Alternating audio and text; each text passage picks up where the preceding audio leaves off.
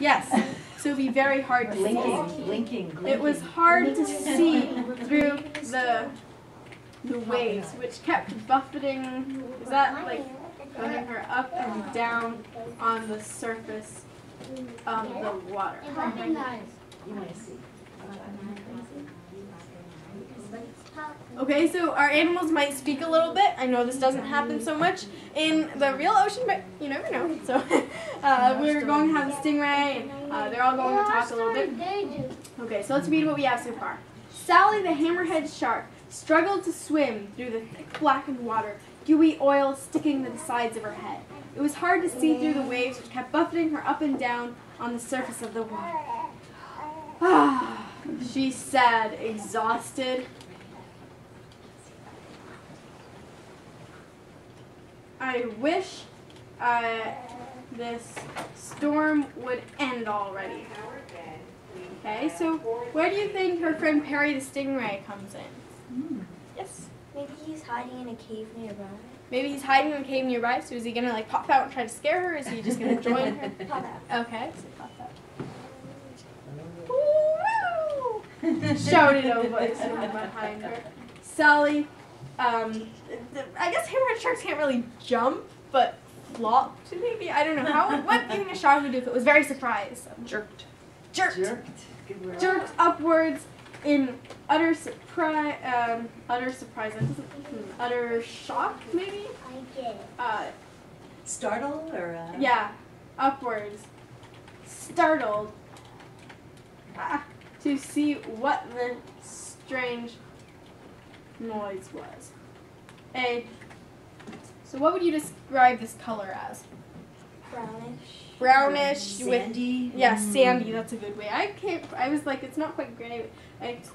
Sandy stingray popped out from behind a underwater cave. Oh, of course, she groaned. It's you. Actually, so not super excited to see Perry right here. What do you mean? It's you. Perry asked, unaware that he had.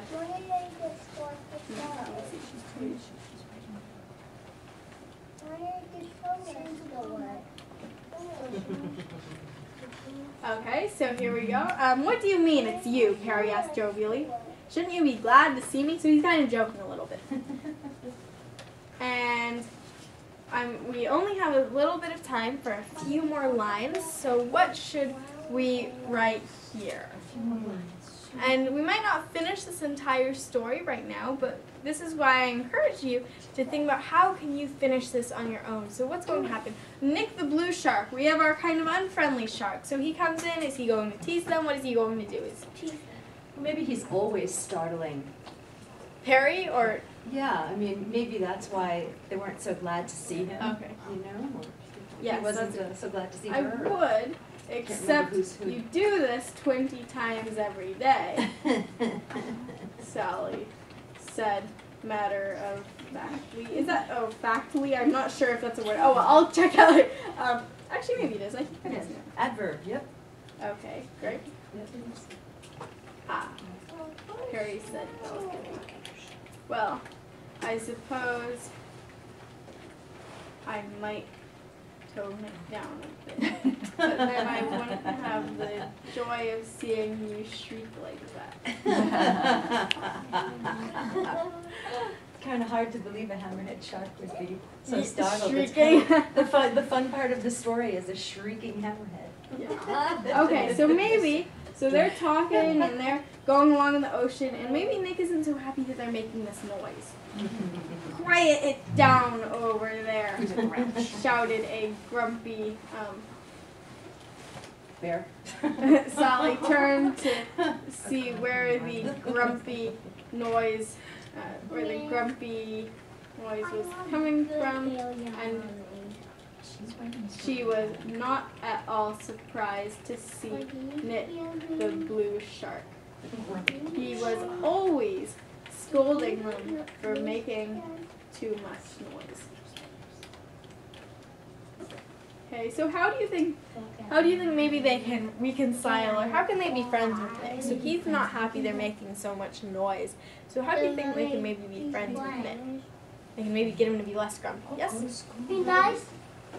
Be nice. Be nice, okay. What else? Teach him to be nice. Try to be more quiet. They can try to be more quiet. Great. What are some other ideas? So if someone is being a little grumpy, or you feel like, oh, maybe I am being too loud, what might you do? What? Smile at them. Smile at them. Very good. Okay. Sally was tempted to shout, mind your own business, but she realized that they had been on the loud side. So she did something that surprised even Perry. She smiled. Sorry about that, Nick, she said. We'll be more quiet next time. And by the way, you want to come to the... So how do you think they might make the ocean all really beautiful again? What might they do together? Well, maybe they can put out fresh air. They can put out fresh air, okay. So they can, maybe they can, since Sally has this hammerhead after all, maybe she can push through it and put out fresh air. Okay, so, you know, who knows, maybe they can figure out a way. By the way, and do you want to come to the Cleanup party. home cleanup party? So it would be the home cleanup party, right? Because it's the ocean. For sure, Nick said, and did something that surprised all of them. Smiled back. Okay, great. So we managed to wrap up a little bit of this. Maybe this could be the first chapter of a really long story, or it could be kind of a short story. So here we go. It's obviously not perfect. We could do some things. We could add some more dialogue, add some more description, but it's pretty good so far. Sally the hammerhead shark struggled to swim through the thick blackened water, gooey oil sticking to the sides of her head. It was hard to see through the waves, which kept buffeting her up and down on the surface of the water. Ah, she said, exhausted. I wish this storm would end already. Woo! Shouted a voice from behind her. Sally jerked upwards, startled to see what the strange noise was. A sandy stingray popped out from behind an underwater cave. Oh, of course, she groaned. It's you. What do you mean it's you? Perry asked jovially. Shouldn't you be glad to see me? I would, except you do this 20 times every day, Sally said matter-of-factly. Ah, Perry said delicately. Well, I suppose I might tone it down a bit, but then I wouldn't have the joy of seeing you shriek like that. Quiet it down over there. Sally turned to see where the grumpy noise was coming from. She was not at all surprised to see Nick, the blue shark. He was always scolding them for making too much noise. Sally was tempted to shout, mind your own business, but she realized that they had been on the loud side, so she did something that surprised even Perry, who of course thinks he's seen everything. She smiled. Sorry about that, Nick, she said. We'll be more quiet next time. And by the way, do you want to come to the home cleanup party? For sure, Nick said, and did something that surprised all of them. Smiled back. So, this is our story that we've written together.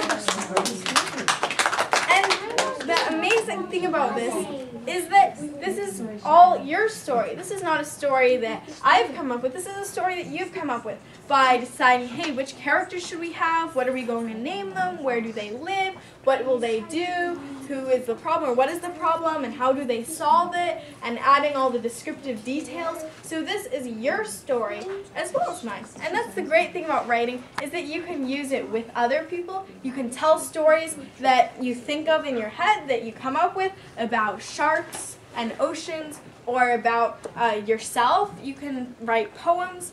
And so writing really has many different forms and shapes. I want to just scroll back here to the presentation.